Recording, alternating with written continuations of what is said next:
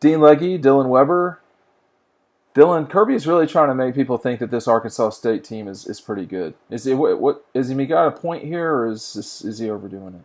Well, I mean, I think they're solid. I watched a little bit of them. I mean, I think they have a good, group of five offense, and Arkansas State's kind of had that for a while. But I mean, we gotta remember. I think the line is at 33 points. Yeah, it's They're significant. they're good for what they are and who they play, but I mean, they're not anywhere as good as Georgia. And some of the updates on kids who have been hurt. What's your sort of global walk the listeners through that whole deal? You got Kyrus Jackson, Tommy Bush. Well, yeah, okay. So Tommy Bush and Tramel Walter are not playing. Isaiah Wilson, of course, is still out. Um, Kyrus Jackson has a broken hand and is still out there running routes, trying to catch balls with one hand and a club for the other. It's honestly a spectacle to see. I mean, a receiver with a club as a hand is just not very efficient, but he is out there still going. And Kirby said if they really wanted to, he thinks they could use him. But I mean, there's no point. Can you what was his take on Isaiah Wilson? Obviously Isaiah's not going to play this week. At what stage if at what stage are you, Dylan, concerned that he won't play against Notre Dame? And by the way, folks listening to us in our comments section, you tell us when you think you're going to get concerned that Isaiah Wilson's not playing. Dylan, go ahead. Um, it's definitely if you don't see him out there next Monday, you start to really think. And I'd say Tuesday, you're pretty confident if he's not out there, he's not going to play. Wednesday, he's not going to play. But I also don't think that they're going to rush him super hard on this. I mean, Cade Mays and Ben Cleveland are still a pretty good combo on the right side there. It's not like they are in desperate need of Isaiah Wilson. I mean, not to knock on Isaiah Wilson. I mean, he's still, I think, the best option at right tackle. But this line continues. When you look at this team, and I mean, this is sort of their last exhibition, if you want to call it that. It's probably a terrible way of putting it. What, where are they deficient? I mean, our discussion the other day and on Dog Post has been about explosion, and so I mean, they're not without explosion. I'm just saying they're not explosive as I would think that they would be. They don't have Mecole Hardman. They don't have Elijah Holyfield. I mean, they just haven't had that. They haven't had that yet. That doesn't mean they won't, right? They definitely will. Yes, but where is the issue with this team? I mean, when I watched Clemson play live, they're not as I mean, we got a long way to go with all these teams, but Clemson they're not completely clicking on offense. And you wonder if that's going to be something you see the rest of the year. Alabama started slow in their first game. I mean, Alabama's going to be what they are. You look at LSU, they gave up a lot of points. I mean, they scored a lot of points, which is the biggest thing for LSU. Ohio State looks strong, I think. But defensively, they gave up some points against one of the Florida schools, whoever it was. Oklahoma, way too many points, and they've not played anybody. What is Georgia's issue? Where is the deficiency? Well, I mean, to be fair, Georgia, I'm not going to say has played really someone great yet. I think Vanderbilt was a... They haven't. I'm not suggesting they have. Okay. Just saying. I mean, I would argue Alabama and Georgia and maybe Ohio State have played a decent, a decent team, a top 50 or 60 team, and they played a not so great team. They all three of those schools are in it. Oklahoma has not played really. Maybe Oklahoma's in that group too. I think they played. Did they play Tulsa to kick the season off? No, right? They played Houston. That's right. So OU is in the same situation probably as those schools as well. But Clemson has legitimately played a foe. LSU legitimately has played a foe. We know more about those teams. Yeah. Clemson's defense, I keep repeating this more and more.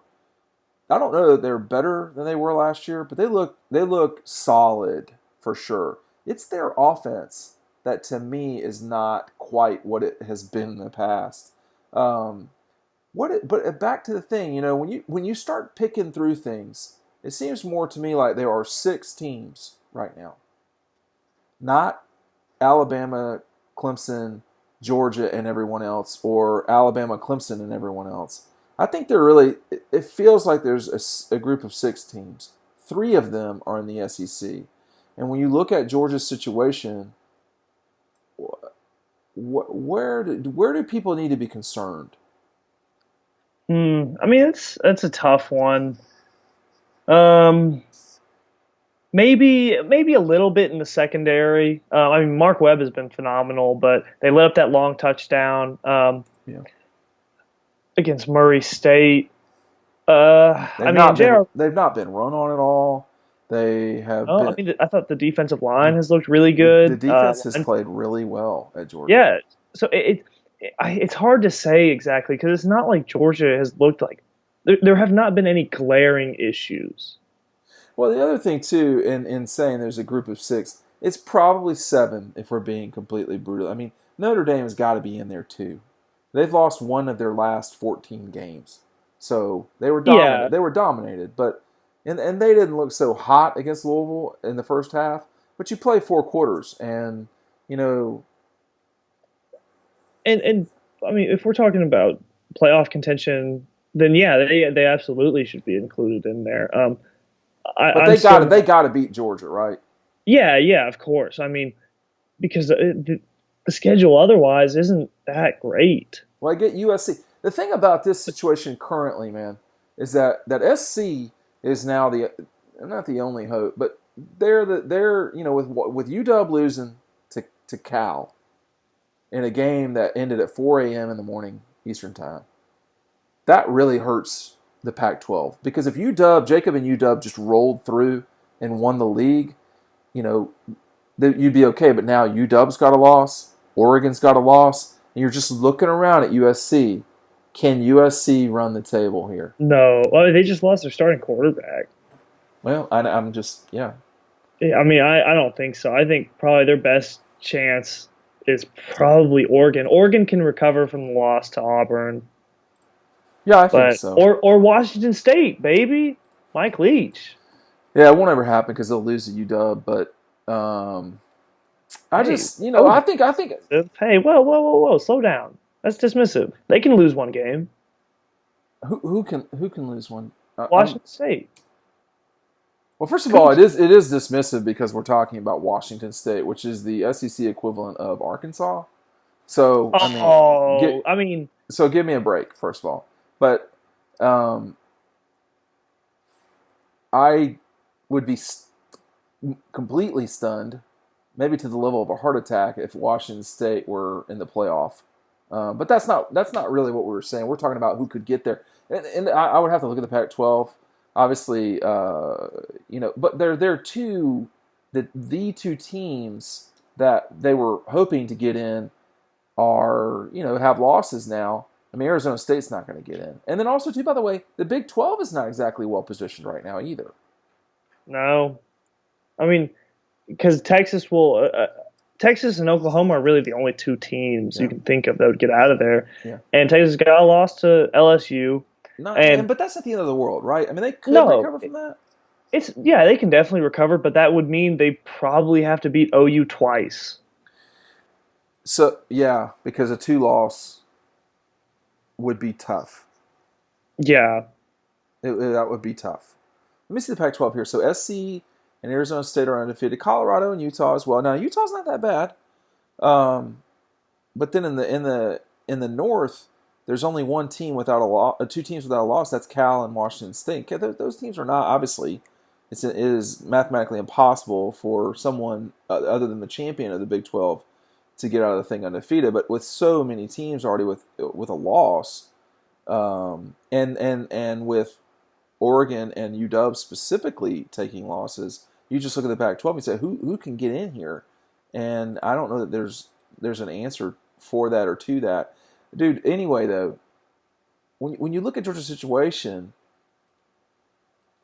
I mean, Florida, Auburn, are people supposed to take them seriously as national championship contenders?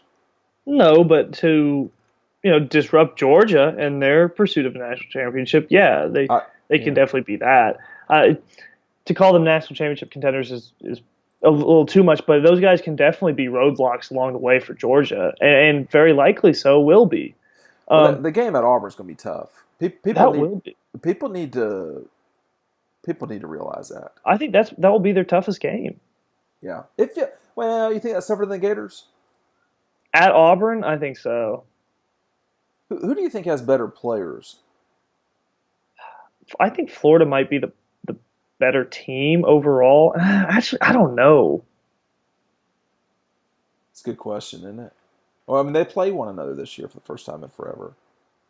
Yeah, I Florida might be the better team. I don't know if it would be by much, but I would be more afraid of Auburn because that is a tough place to play, It's very tough. That's one of the especially toughest. if Auburn's doing okay in the year and the fans are still excited. I mean, that'll be even if not, it will still be tough. That's one of the toughest places to play. Auburn is one of the toughest places to play in college football, and I don't know why. It's extremely loud there, but I don't know why it's that way, but it is. Yeah, that's a tough place to play. Tennessee's a tough place to play, but they just haven't been good lately. You know? Yeah, when they're good. I mean, I Oh remember man, even before they got killed. What was the score of the last game they played there? Like 40 40, something. 41 40. nothing. Yeah. Yeah, I mean, even before the game, it was so loud there. But then they started getting killed, and it got pretty quiet. But At what stage do the practices start to look the same to you? oh, we've kind of hit that point. Um, like 2 weeks into practice, and then you just start looking for subtle differences that coaches do in their individual drills. Sometimes you see a new drill that you haven't seen before, or you just look for guys who aren't there. Um, you also look for animated coaches because sometimes coaches are a little more into it than usual. Like Dan Lanning is a guy to always watch for. Sometimes he's pretty mellow, but a lot of times you can find him just, you know, busting some players' balls on something. Do you think it matters in your time covering the Dogs since 2016? Do you think that the way the coaches are during the week matters? Like And what I see compared to, yeah, I mean, like if Dan Lanning is usually not going balls to the wall, and he does all of a sudden, what can you recall the track record on that deal? I have tried to keep a mental tab thinking, well, they just didn't seem like from what I saw, they just didn't seem fired up. I wonder if that will translate in the game. And generally, I think I've been pretty wrong, honestly. When I thought in my time looking like, oh, they didn't look too hot, they've usually come out and looked pretty hot in the game. I'll admit. It's one of the tougher things in sports, man. You can have a really bad practice and play well, and I think coaches really hate that. Honestly, they hate that more Because than anything. it seems like, oh, well, we can get away with this then. Well, and you do. I mean, you do feel like that as a player. You feel like, hey, well, why am I busting my ass? Man, listen, What? man. Our practices, our basketball practices were far too physical. They were far too physical and coach admits that now. But like going and getting the ball in the stands was a way to score a point. I mean, it was a little too bonkers. It was rougher in some ways than football was, uh, comparatively speaking. I mean, football, you're going to get tackled, and in basketball, you don't know that, and then all of a sudden, you're on your ass because the other person's just trying to end the drill, get to the fifth point. Some of those practices were rough, but then when you'd have a really good practice and you just play like shit, particularly if you play like shit at home, it really screwed up, man. Coaches do not like that. They want things to make sense. And Kirby and them, though, man, they've had this coming on 7-week period, kind of landing the. I guess people hate this term, but they're able to land this plane right into that Notre Dame week.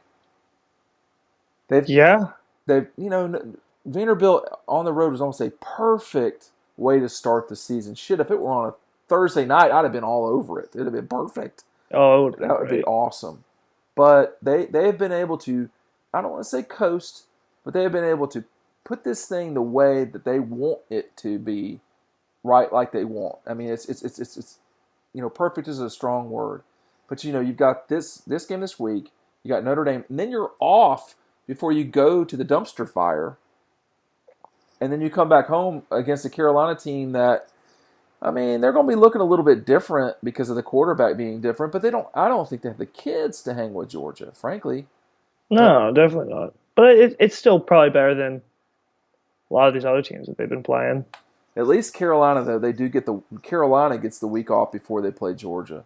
And there's a lot of teams that have that this season for the Dogs. I've got so many. So many people are calling me. We're gonna have to wrap this up. Any final words here? You're so cool, aren't you? And it's not that I'm cool. It's fine. I gotten like 40 phone calls this time too. Why? Who's calling you? Out of curiosity? No one. Oh, now it's no one. That was a blatant lie. No one's even texted me. I don't know why this popped into my head just now, and I'm sure people are turning off. But have you seen the Quentin Tarantino movie? Yeah. The new one? The new one. Yeah. Okay, we're going to talk about that the next time. All right, Dean Legge, Dylan Webber. Go to dogpost.com, dawgpost.com, dogpost.com. We'll see you over on the website.